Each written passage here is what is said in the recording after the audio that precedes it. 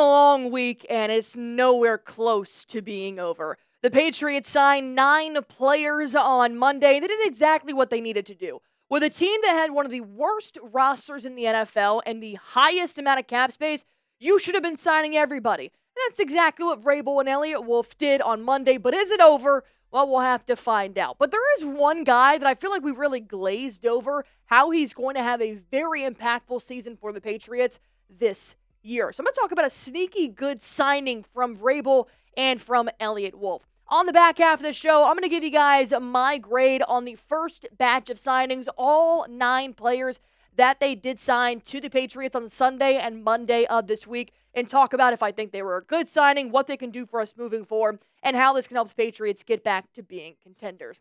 But before I jump into that, I have a huge favor to ask you guys. We are so close to 24,000 subscribers on this channel. We are less than 300 away. This is the time to be subscribed. If you don't want to be subscribed next week, feel free to unsubscribe. But I need you guys to be in the know with everything that's going on with New England this week. All right. Here's the sneaky good signing from Vrabel. It's Robert Spillane. I know a lot of you guys are probably thinking, Allie, we knew this was a good signing, but did you know how good of a linebacker Spillane can be for the Patriots? That's what I want to break down, because the Patriots linebacker group was so overshadowed at how bad they were because we had no offensive line, because we had no wide receiver core. Our linebacker crew was pretty bad. They sucked at stopping the run. They sucked at pass defense. And we had injuries through and through. A guy like Spillane, with 158 tackles, can be a game changer. For possibly Juwan Bentley to come back into, Jelani Tavai, Harold Landry even. We got a huge boost with the Las Vegas Raiders signing. And he has been productive over the last couple of seasons for the Raiders. His run defense is stellar. 87.3, 89.3 back in 2023. He was in the 70s in 2022, and his defense overall has gotten better because of that run. And I really like the pass rush as well. 87 in 2023, 67.4 in 2024. Did you know that his run defense ranked 8th best in the NFL among all linebackers? Running a top 10 run defender. That is what I'm excited for with Spillane. And one person that I cannot get out of my head is Tim Riggins. I know that sounds crazy, Allie. He's a fictional character in Friday Night Lights. But you know when he just wears the cowboy collar and this dude is just smashing people, running them over? That is how Spillane actually plays. He is hard-nosed hitting football. Every single tackle he has is with authority. Whether it's going up the A-gap to stuff a guy like Derrick Henry, or it's trying to get to the quarterback and bulldozing over a right tackle or a right guard, Spillane is going to be there. He shoots downhill very quickly, and he loves to rack up some tackles. He actually led the Las Vegas Raiders in 2024 with 158 of them. The second best tackler on the Raiders with 104. He was clearly the play stopper for a tough Raiders team. They struggled a bit. But even Max Crosby says that this is one of the best linebackers he has ever played with. And that is huge, coming from a great defensive asset that Max Crosby is himself. Not to mention, he has had 5 interceptions in the last 2 seasons. The only time the Patriots really got an interception was because Christian Gonzalez was working his magic. The Patriots were ranked bottom of the barrel in turnovers forced for the last 2 seasons. We need a guy that's not only going to stop the play, but he's going to disrupt it. And that's why I think this is going to be a really sneaky guy that is probably going to end up being a fan favorite later this season.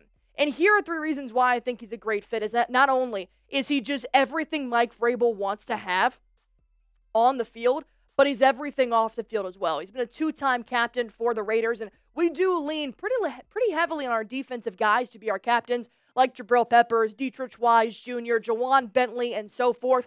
He had a 91.2 run defense grade for the past 2 seasons, and he's only missed 4 games. 4 games in the last 4 seasons. That is a huge one, with the Patriots struggling to keep their team healthy and be as dominant as a whole. So my question here for you guys is, do you think this is a sneaky signing for the Patriots? Grade his signing A, B, C, D, or F. Let me know how you guys think Robert Spillane is going to do with the Patriots. Now, how did the Patriots do overall? That's kind of where I want to switch now because there's 8 other guys the Patriots have put on their roster, and I want to see if this is really going to put us back in contention or if we just signed a bunch of old guys and hope that they still have something left in the tank. So just to recap for what has happened on day 1 of legal tampering, it started on Sunday afternoon when they did sign Harold Landry, the free agent, to 3 years, $43 million and a half. Austin Hooper, you re-signed him. Robert Spillane. Carlton Davis, who became my favorite signing to pair with Christian Gonzalez. Morgan Moses, 34 years old. We'll see how that contract plays out. Milton Williams, with the highest paid player in New England history at $26 million a year. Khyiris Tonga, Josh Dobbs, extremely weird, and then Mack Hollins for 2 years, $10.4 million. The Patriots spent $162+ million in guaranteed money on day 1. So they have to be good signings, right? This has to help the Patriots at least somewhat. Yes, I do think that, because when your Patriots are so bad last season, they need anything to help them get out of the 30th ranked defense, 20th ranked offense, whatever the statistics were, they were bad. So let's start with number 1. Harold Landry III. This signing made way too much sense not to happen. He's played with Mike Vrabel from 2018 to 2023 when Vrabel was no longer the head coach for the Tennessee Titans. He's worked with a guy like Terrell Williams. He's going to be a really good addition to the pass rush because we didn't really have any last year, especially not from that edge. Keon White didn't really hit a ceiling the way we wanted to. We traded away Matthew Judon. So overall, I give Harold Landry the grade of an A because I do think he's going to be able to expand our playbook a little bit. Whether or not the Patriots defense want to run a 4-3 scheme or keep going with the 3-4 front, I do think that Harold Landry is going to make a disruption next to Keon White on the opposite side. Austin Hooper, I just gave this a B+. I actually really do like this re-signing, but out of everything that happened on day 1 of legal tampering, it just didn't really catch my eye as much. Hooper, a great blocking tight end, pairs really well with Hunter Henry, averages about 11 yards per catch. I think he's just a solid pass catcher for the Patriots moving forward. Robert Spillane, I'm still going to go with an A. He is disruptive. He is a hard worker. He wants to make the Patriots defense back in the top 10. That is what his playing style tells me. He wants to just completely stuff the gaps, and if he doesn't, then he wants to intercept a pass deflection, get to the quarterback. He is going to work in several different areas, and I do think the Patriots had a huge, huge signing with a guy like Spillane for not a horrible contract either. For 3 years, I do think this is going to pay off for the Patriots down the road. And then, of course, Carlton Davis. I wanted either Davis or DJ Reed to be paired with Christian Gonzalez, and they kind of just flopped. DJ Reed went to the Lions, and we thought Carlton Davis was going to go to the New York Jets, but thankfully we snagged him for 3 years, $60 million. He's 28 years old. He's primarily healthy except for his fractured jaw last season. It's going to be able to give Christian Gonzalez a veteran communication in the backfield. Jabril Peppers obviously wasn't playing last season. Kyle Duggar was out with an injury. So Gonzo, the second, third-year player, he needed somebody to lean on. I think that's what Carlton Davis is going to be able to be for Christian Gonzalez moving forward. Morgan Moses as well. I'm going to give this a B. I do think this was a good move to sign on your right tackle because you needed to just boost your offensive line altogether. Moses is a guy that plays surrendering, which is really good. Bone bruises, MCL sprains, the whole 9. Moses is going to try to show up every single game, and he only allowed 2 sacks last year for the New York Jets. So hopefully it's going to give Drake May a little bit more protection as we continue to increase our offensive line depth. So let me ask you guys this question. Who is your Patriots' favorite signing of day 1 of legal tampering out of those 9 players that I showed you? Who do you love the most? I'm going to continue with my grades in just a second, but I got to make sure you guys take advantage of this super, super hot deal right now, which is 2 polos for $50. Polos are expensive, especially nice polos that you don't have to sweat through. You can wear to the golf course, you can wear to the bars, you can wear to football games. That's exactly what these are. Blue and red New England Patriots polos, because believe me, This is the number one conversation starter right now in New England. You wear a Patriots polo, you walking down the street, somebody's going to say, hey, Drake May, stellar kid.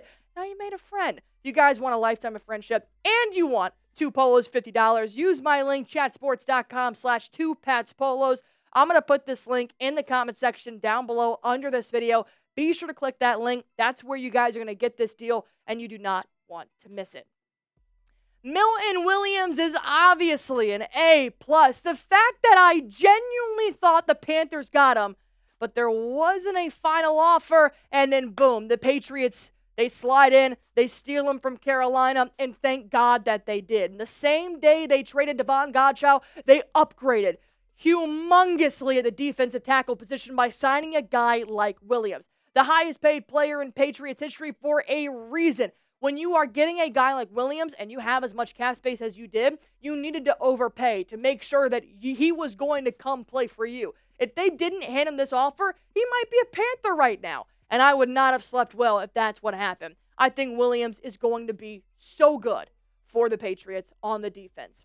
Khyiris Tonga, it's one of those things where it doesn't bother me about this signing for 1 year, $2.7 million. I'm going to give it a B-. I haven't seen enough from him. He's got 12 career tackles. You know, he's been a practice squad player pretty much his entire NFL career. So I haven't seen enough highlights from Tonga to be able to say this is an A. But I do like that it's a B- because with the questionable status of Christian Barmore moving forward, you just want to at least sign somebody for the bare minimum, a 1-year deal, to see if he can possibly be a good depth piece for the Patriots moving forward.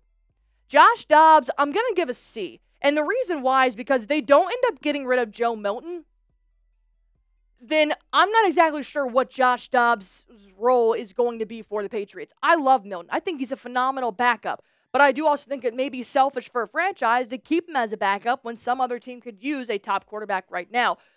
With a guy like Josh Dobbs, he's got 2 more career touchdown passes than he does interceptions. 17 career touchdown passes, 15 interceptions.